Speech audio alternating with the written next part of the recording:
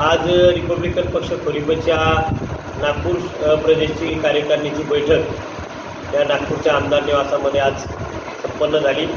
या बैठकीला रिपब्लिकन पक्षाचे सन्माननीय अध्यक्ष माजी आमदार उपेंद्रजी शिंदे साहेब, आमचे राष्ट्रीय संघटक उत्तमराव गोळे साहेब, प्राचार्य गोपीचंद मेश्राम राष्ट्रीय उपाध्यक्ष, जिल्हाध्यक्ष आमचे राजूभाऊ गजबी, सहप्रवक्ते आमचे रसिकजी आनंद आणि सर्व पदाधिकारी आज नागपूर शहरातले जे आहेत त्याच्या बैठकीला उपस्थित होते।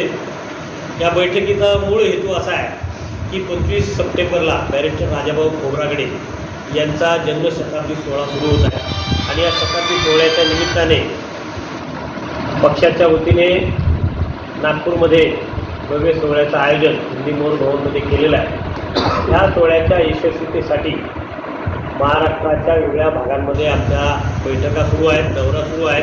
मुंबईमध्ये सोमवारी बैठक झाली, काल अमरावतीला झाली, आज सकाळी वर्ध्याला, आता नागपुरात आहोत, उद्या भंडारा, गोंदिया आणि परवा गडचिरोली चंद्रपूरची बैठक आम्ही ब्रह्मपुरी येथे घेत आहोत। बॅरिस्टर साहेबांचा जन्मशताब्दी सोहळा कुठल्याही परिस्थितीत चांगल्या ताकदीने आम्ही करणार आहोत। त्याचबरोबर आमच्या पक्षाच्या पुढे एक महत्त्वाचा विषय असा आहे की येणारी विधानसभेची जी निवडणूक आहे, जी निवडणूक आमच्या दृष्टीने अतिशय महत्त्वाची आहे रिपब्लिकन पक्षाचं अस्तित्व।